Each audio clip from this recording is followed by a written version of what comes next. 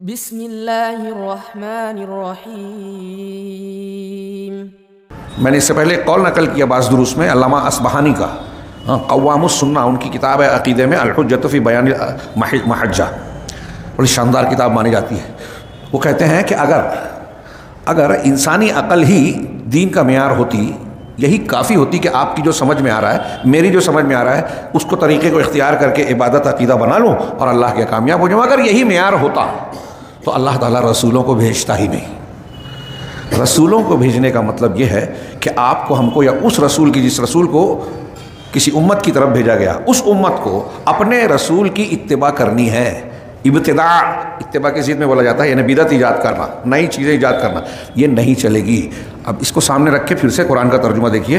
اللہ نے کہا کہ ہم نے ان کے بعد پے در پے اپنے رسول بھیجے اور ان کے پیچھے عیسیٰ ابن مریم کو بھیجا اور اسے انجیل دی، کتاب دی حضرت عیسیٰ علیہ السلام کو۔ مطلب یہ کہ اب اللہ نے یہاں قرآن دیا، ان کو انجیل اور توریت دی تھی پہلے، تو جن کو جو کتاب دی تھی اسی کی پابندی کرنی ہے۔ اور ہم نے ان لوگوں کے دلوں میں جنہوں نے اس کی پیروی کی نرمی اور مہربانی رکھ دی، ان کے اندر نرمی رکھی۔ خاص طور سے اہل علم باز کہتے ہیں کہ اس سے مراد اتباع کرنے والے کون ہیں؟ حضرت عیسیٰ علیہ السلام کے حواری، اور دنیا سے کنارہ کشی، مہربانی رکھ دی۔ وَرَهْبَانِيَّةً ابْتَدَعُوهَا، رہبانیت، یہ آپ تفسیری کی کتابوں میں پڑھیں گے، یہ رہبان سے بنا ہے یا رہبنا سے بنا ہے۔ رہبان سے بولیں گے تو رہبانیت کہیں گے، اور رہبنا سے بنا ہے تو رہبانیت کہیں گے۔ رہبانیت کا معنی ہوتا ہے دنیا سے کنارہ کشی اختیار کر لینا، علائق دنیا سے ہٹ کر جنگل بیابان میں جا کے اللہ کی عبادت کرنا۔ جیسے ہمارے یہاں صوفی کا خانقاہ میں بیٹھتے ہیں، ہندو لوگ سنیاس لیتے ہیں، بدھسٹ اور جینی یہ تیاگ دیتے ہیں دنیا کو اور سنیاس لے کے جنگل بیابان میں جاتے ہیں۔ آپ جائیں گے تو بعض جگہوں پہ بعض پنڈت اور ہندو دھرم کے ماننے والے سنیاس لے کے برفیلے پہاڑوں میں، جنگلوں میں، غاروں میں ننگ دھڑنگ ملیں گے۔ آج عمل کرتے ہیں کہ نہیں کرتے ہیں پتہ نہیں، لیکن ان کی کتابوں میں ہے اور ایسا دکھائی دیتا ہے کہ وہ بہت سارے لوگ اس طرح کے عمل کرتے ہیں، سنیاس لے لیتے ہیں۔ وہ زندگی کا تیسرا مرحلہ ہوتا ہے، ساری چیزوں سے ہٹ جانا، اپنے اوپر سختی کرنا، لذت کی چیزیں کو استعمال نہیں کرنا، کئی دن کے روزے رکھنا، لباس نہیں پہننا، صفائی نہیں اختیار کرنا، وغیرہ وغیرہ۔ تو ایسے ہی عیسائیوں نے یہ کیا۔ شیخ صلاح الدین یوسف نے احسن البیان کے حاشیے میں اس کو ذکر کرتے ہوئے کہا کہ اس کا پس منظر یہ تھا کہ عیسائیت کے ماننے والے، نصرانیت، حضرت عیسیٰ کے متبعین کے تعلق سے بعض بادشاہ جو مشرک یا یہودی جو بھی رہے ہوں، ان کی شدت اور سختیاں جب ہوئیں تو انہوں نے، جو دین پر عمل کرنے والے لوگ تھے، انہوں نے بستیوں سے فرار اختیار کیا کہ ہم یہاں رہیں گے تو پکڑے جائیں گے، بادشاہ جیلے میں ڈالے گا، جرمانے اور سزا لگائے گا۔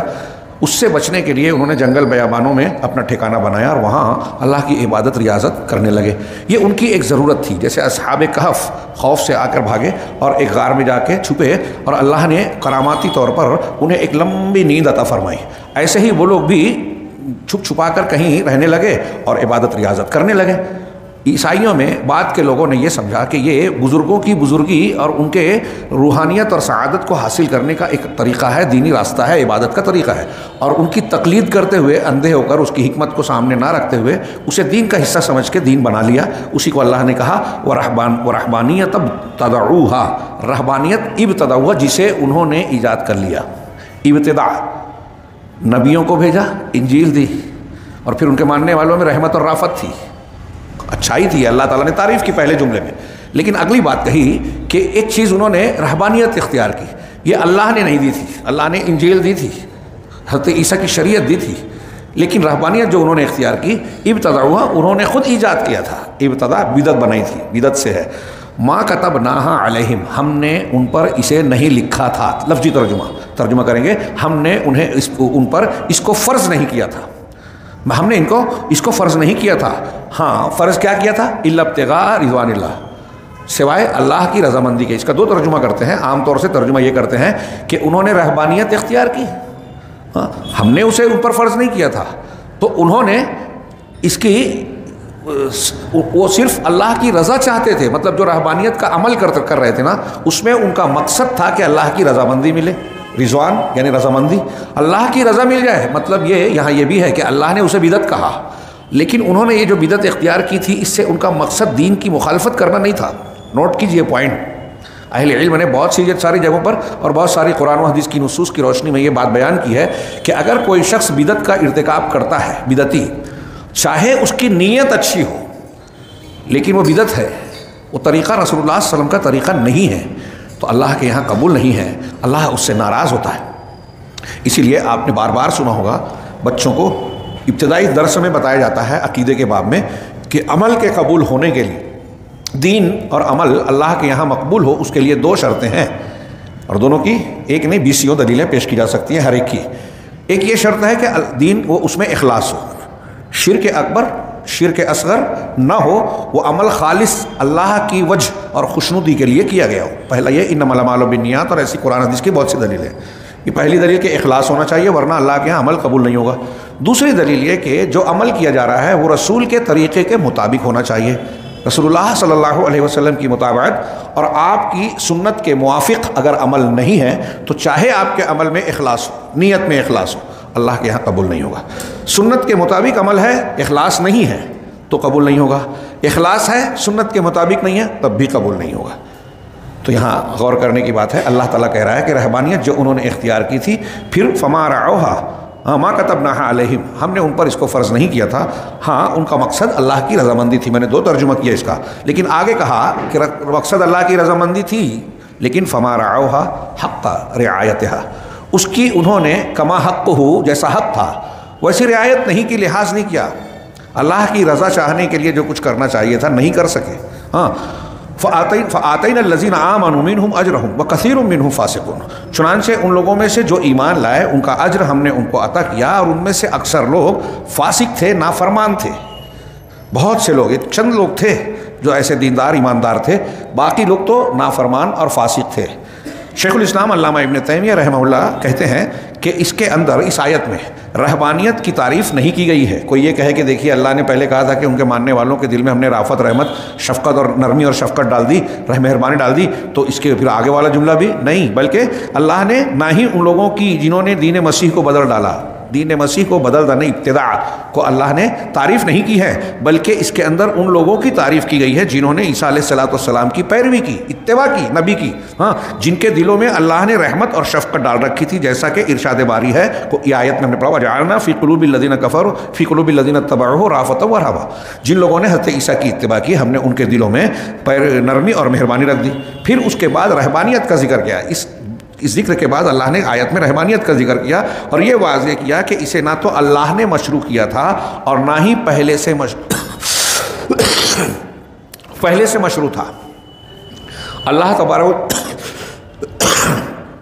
تبارک و تعالیٰ کی دین اور شریعت میں یہ چیز نہیں تھی اور نہ پہلے سے موجود تھی، روایت چلی آ رہی تھی، یہ ان کی اپنی ایجاد تھی، جس طرح کے مشرکوں کی بدعت کی، جس طرح بلکہ اس کی نفی کی، جس طرح مشرکوں کی بدعت کی نفی کی، رد کیا اللہ نے کہ اللہ نے اس کو فرض نہیں کیا، اللہ نے شریعت میں اس کا حکم نہیں دیا تھا۔ ارشاد باری تعالیٰ ہے یہاں آگے، ابھی مشرکوں کے جو بدعت کا رد ہے وہ آ رہا ہے، یہاں رہبانیت کا ذکر کر کے میں ایک دو جملہ کہنا چاہتا ہوں کہ یہ جو آپ دیکھیں گے کہ ہندو مذہب میں، بدھ مذہب میں، یہ جینیوں میں، عیسائیت میں دنیا سے کنارہ کشی اختیار کر کے عبادت اور ریاضت میں ہر جگہ الگ الگ اصطلاحات ہے، دھیان گیان، تصوف اور نیروان یا نجات کی چاہت کہ اس سے ہم کو کامیابی ملے گی، سنیاس ہے، کہیں تیاگ ہے، اور ہمارے ہاں اسی کو جو ہے اسلامی اصطلاح میں زہد سے تعبیر کر دیا گیا، زہد و ورع۔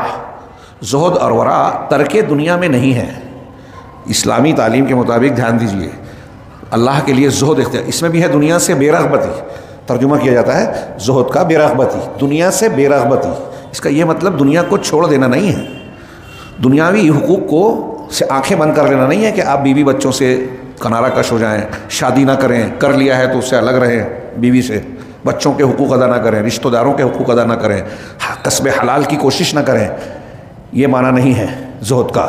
شرعی زہد یہ ہے کہ آپ دنیا کی کوشش، محنت اور ضروریات کو حاصل کرنے کے ساتھ ساتھ آخرت کو ترجیح دیں، دنیا میں جی نہ لگا لیں کہ آخرت کو بھول جائیں، جیسا کہ آج بہت سے لوگوں کا معاملہ ہوتا ہے۔